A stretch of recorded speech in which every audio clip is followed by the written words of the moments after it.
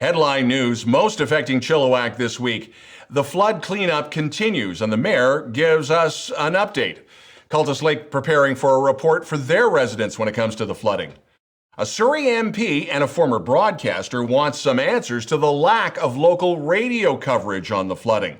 And cue We Are the Champions for the G.W. Graham Grizzlies football program.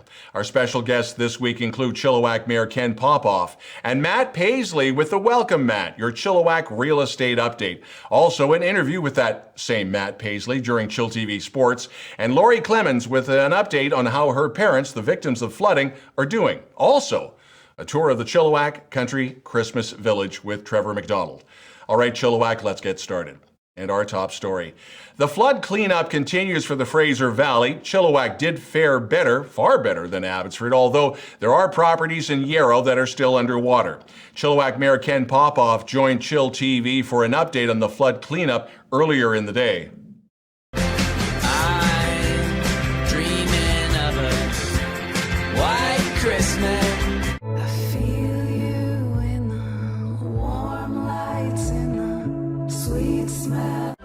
Oh no. Every year. Everybody, battle stations. Hang a shining star upon the highest top. Oh,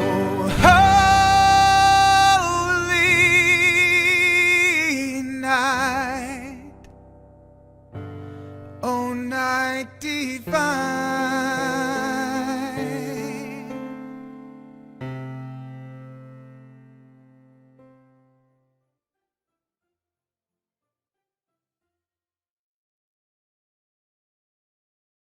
The Cultus Lake Park Board will be releasing an update on their flood damage. That's coming up December the 15th.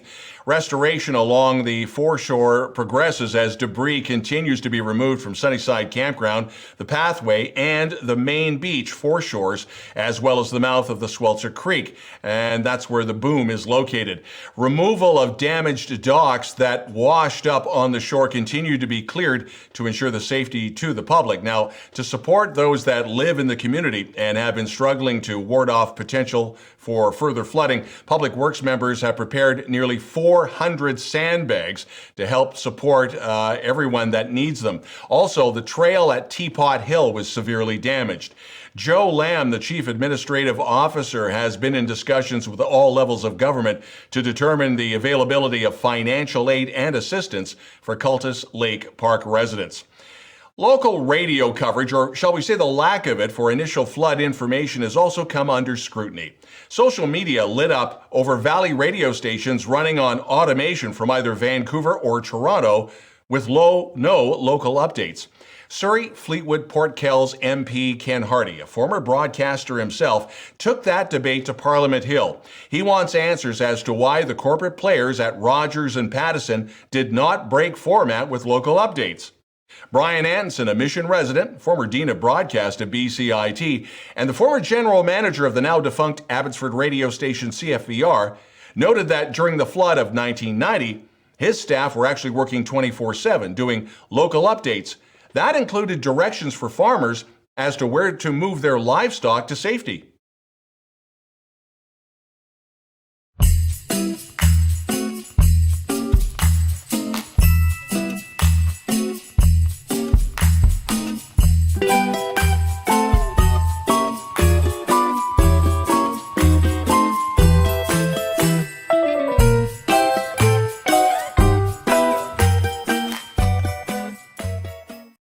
Provincial school boards must elect their new boards before the second Tuesday of every December, and this happens every year.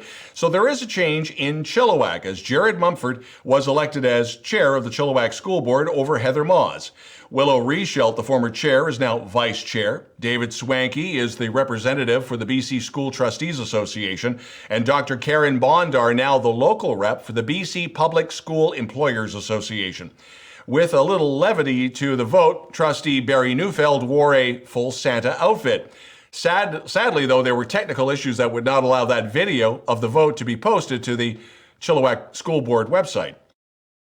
The province continues to advise owners of private drinking water wells in flooded areas of the Fraser Valley Regional District that their wells may be at risk of contamination. This is due to the potential overflow or outright failure of liquid manure storage systems that were caused by the recent storms.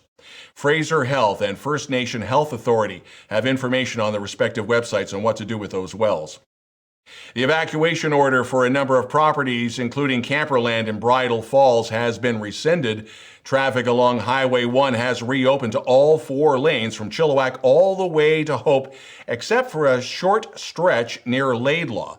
That's where the Trans Mountain Pipeline construction continues. The TMX pipeline was brought back to full capacity after a safety inspection. Local musicians and storytellers will grace Cultus Lake Memorial Church for a couple of Christmas programs on December the 17th, one at 6 p.m., the other at 9. Now, if you're unable to reserve a spot, you can still come by for some hot chocolate, a picture with a horse and carriage, and, of course, warm yourself by the fire.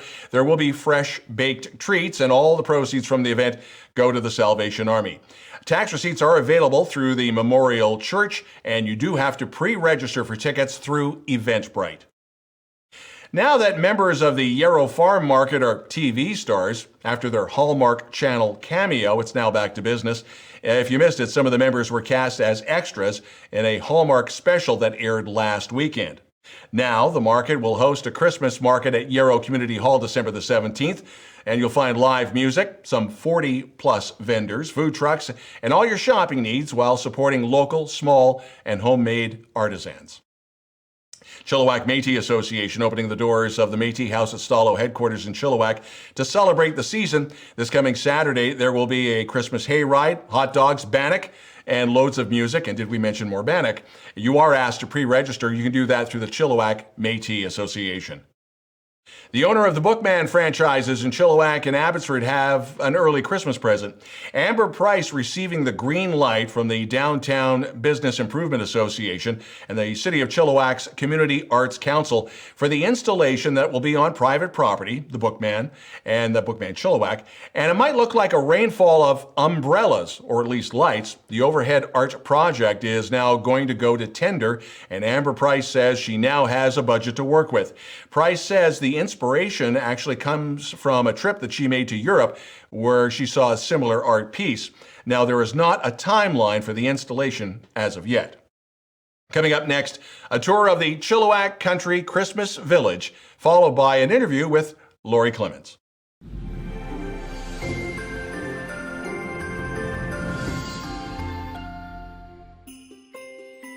First annual Downtown Chilliwack Country Christmas Village brought to you by our friends at Fantasy Farms, the City of Chilliwack and the Downtown BIA. It is an incredible effort. These guys are working 20 hours a day down here to make downtown a little brighter, and we all certainly need it. You can see the train behind me going to be running every Friday, Saturday, and Sunday throughout downtown Chilliwack. I want to take you for a behind-the-scenes look at the incredible work these guys are doing and invite you down. Some secret inside stuff for you right now.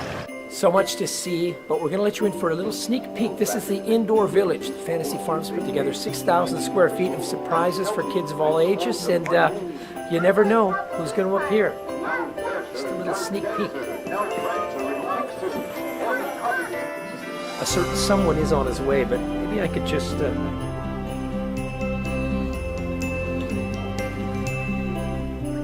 Ho, ho, ho! Or maybe not. More to see.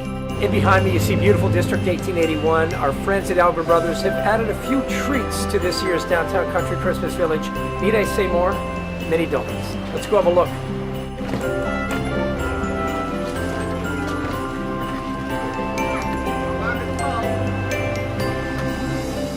Chilliwack, what a year it's been, but it's coming to the end. Christmas is here. Merry Christmas to everyone. Have a wonderful, wonderful holiday. And yes, they have mini donuts here. Chilliwack, come on down. Merry Christmas, Chilliwack. It's been a tough year, but we're getting through it. Have a great Christmas. I want to thank the Morans for all their hard work, Trevor McDonald of the BIA, and I want to wish each and every one of you a merry and safe Christmas and a happy new year. We deserve it. Merry Christmas! Merry Christmas, everybody.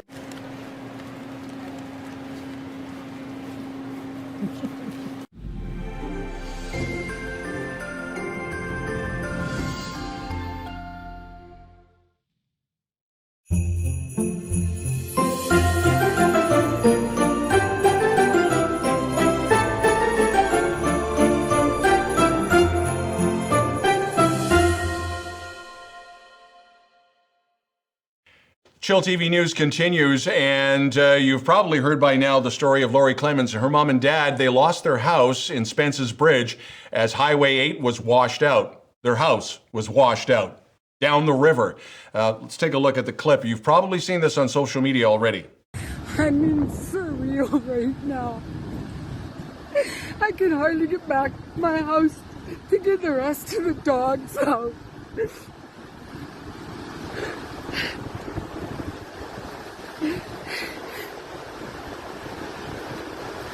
Oh.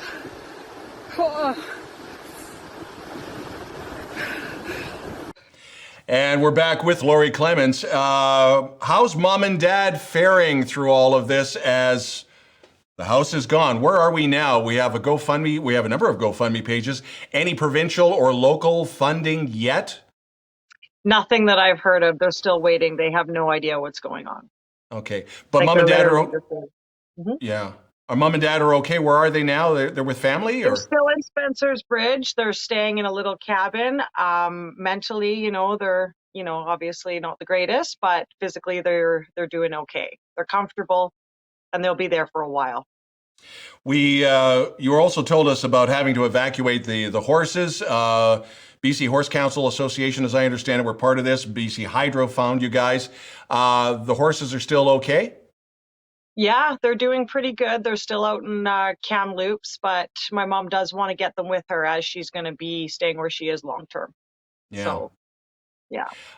I can only imagine the outpouring of best wishes from a number of people. That's got to make you feel good. Oh God, yeah. The number of people that I'm trying to help right now is just amazing. Like, it's warms my heart for sure. So the GoFundMe page, I would assume, is still going to be up for quite some time, or where are we at that right now? Yeah, the mark is 50,000, and I don't know. I think we're at about almost 40, but the goal is at least 50,000, and it will be up for a while. Yeah. Okay, Laurie, stay in touch. The one thing that just blew me away was when you told me about that propane tank from the house, and you found it downstream in Mission. I was recently in Hope. We saw a chunk of a motorhome in the Coquihalla River, and I instantly thought of what you guys went through. So my heart goes out to you. Great. Yeah. Thank you very much. You're welcome. Stay in touch. Laurie Clements, and you're watching Chill TV's News of the Week.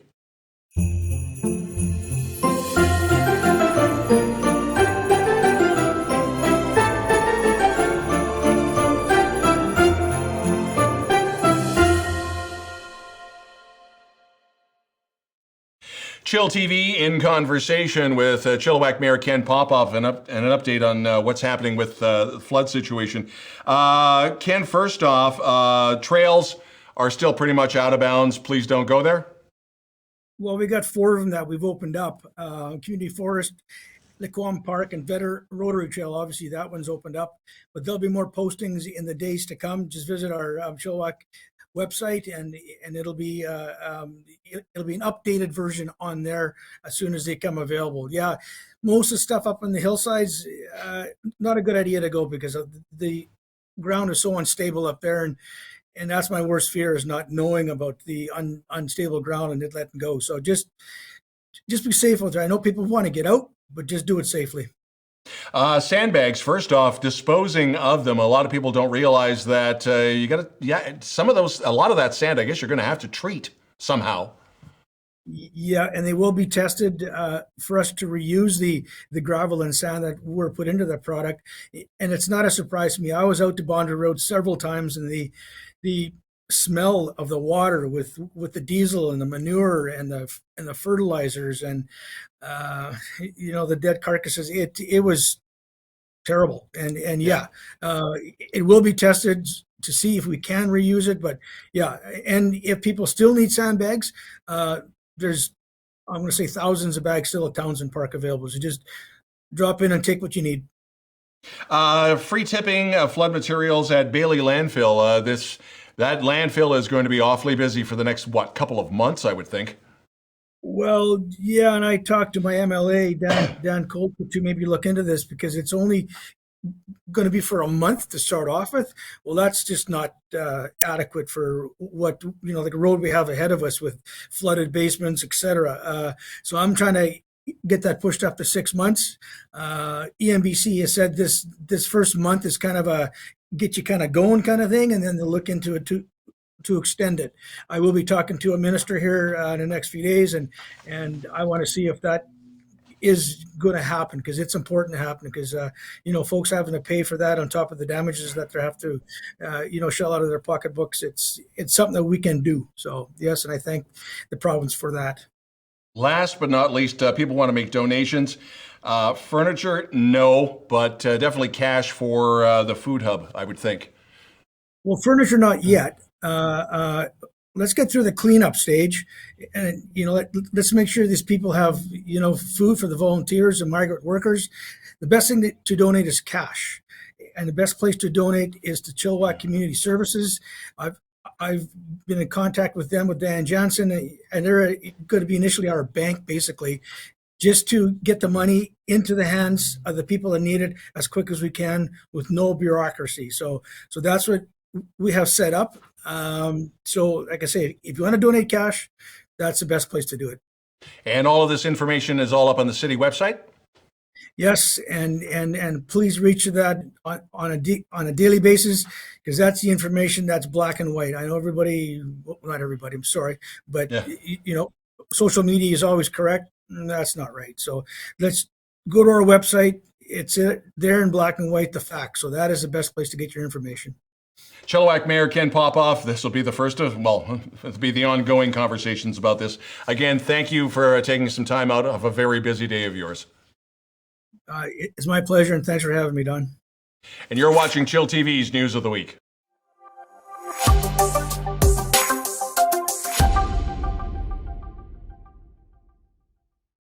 This is the Welcome Mat, your Chilliwack real estate update. As you may have heard, the government of British Columbia recently announced their intention of implementing a cooling off period in the spring of 2022 to slow the steady increase in home prices. I thought I'd take a closer look at what this cooling off period is and what this could potentially mean for you. There is a tremendous amount of pressure on both the provincial and federal governments to address home affordability issues. Ever-changing market conditions and increased pressures on consumers are contributing to frustrations and a feeling that the government is not working in the best interest of Canadian citizens. This has resulted in the provincial government looking to implement a cooling off period when buying a home. The intention of implementing this cooling off period is to allow consumers the option of withdrawing from a purchase agreement within a specific period of time after their offer is accepted. On the surface, this appears to be a great way of protecting consumers from feeling the need to rush into a deal without safety measures such as home inspections and financing in place. The intention of this cooling off period is to allow the consumer the time to reconsider a rushed decision to make an offer. However, while extending this safety net to consumers sounds like an easy decision, if done incorrectly, it could put negative price pressure on the already fragile home resale marketplace. With a government-mandated cooling off period, and without regulation as well as a penalty for withdrawing an offer, many indecisive consumers may be inclined to make multiple offers on multiple properties while they try to decide which property they want.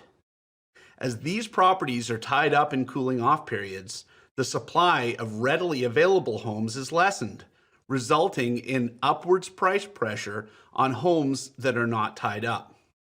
It is likely that the day a home hits the marketplace, aggressive buyers will make sight unseen offers trying to tie up properties before other consumers have an option to view them. Another potential result of cooling off periods being implemented could see sellers' home sales tied up for weeks. Non-committal buyers could stack cooling off periods one after another as they wait to see if market prices retrace or a better home buying option becomes available. Sellers could be left in limbo as these non-viable offers hold up the buying process for serious buyers. It's not inconceivable to see reduced inventory as more people decide not to sell to avoid this hassle. As the law of supply and demand suggests, a lack of housing inventory on the market will cause home prices to increase. The current housing market has flaws. Home affordability is a problem, and availability is at an all-time low. Something needs to be done, but while cooling off periods sound good, they have the potential to do more damage than good. I'd like to see the government tax short-term speculation buying and implement mandatory home inspections rather than set arbitrary cooling off periods. Only time will tell what their decision is and how it will affect the local housing market. That's all we have for today. I look forward to reading and hearing your feedback on today's topic. Next episode, we have a special guest, and rumor has it, there's a naughty and nice list involved. Thanks for Chilliwack, and bye for now.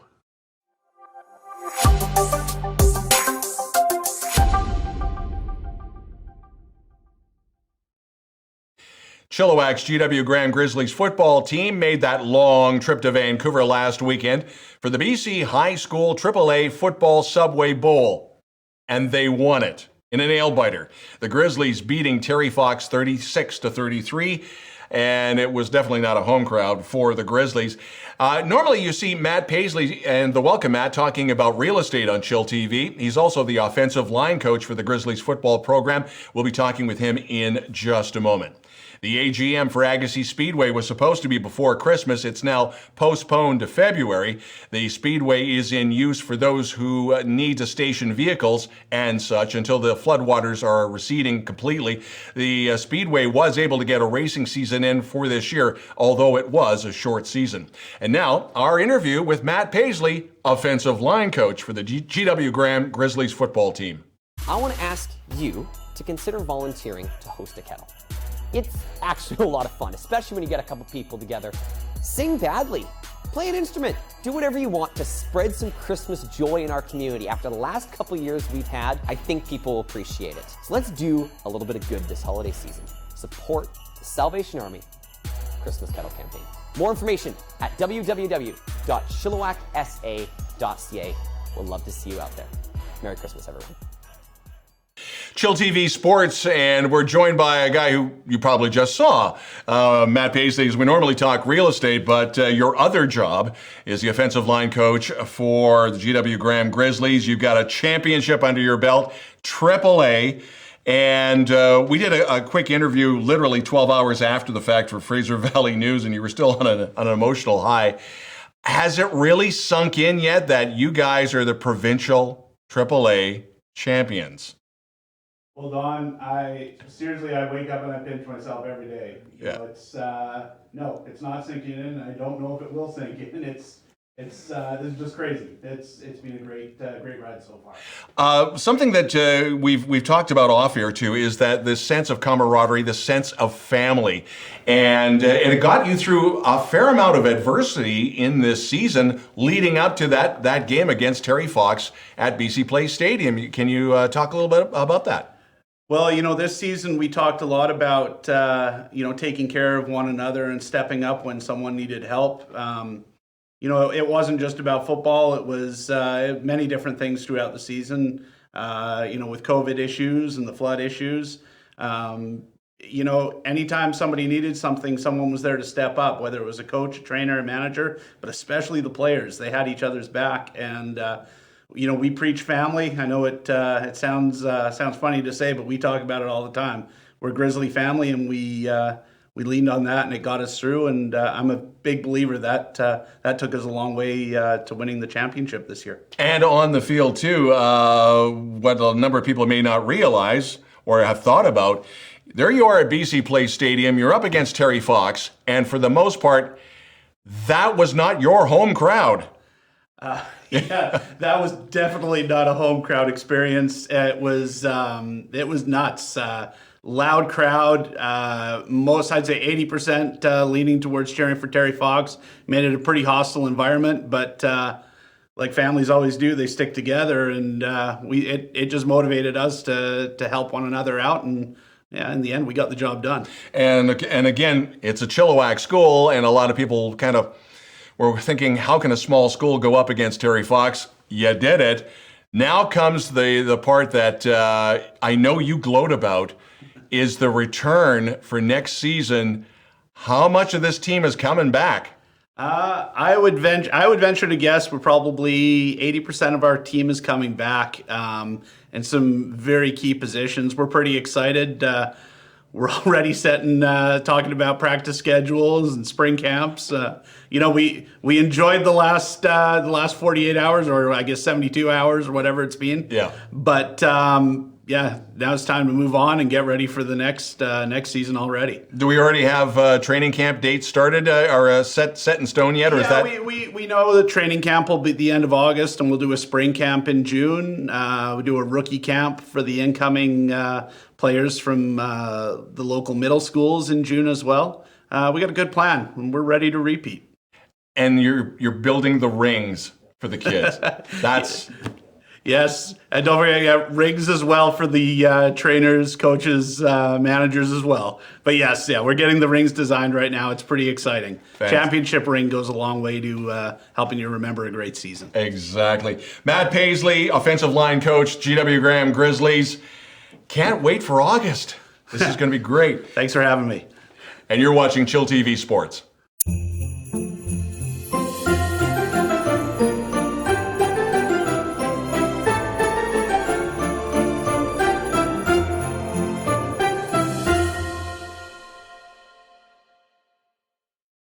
chillTV weather, it is showers for the weekend, the chance of flurries at higher elevations, and the high around 5. If you'd like to participate in reporting news in Chilliwack and you have a story you think we should know about, you can always send us a note to news@chilltv.ca. We'd love to hear from you. That's the news this week. I'm Don Lehn.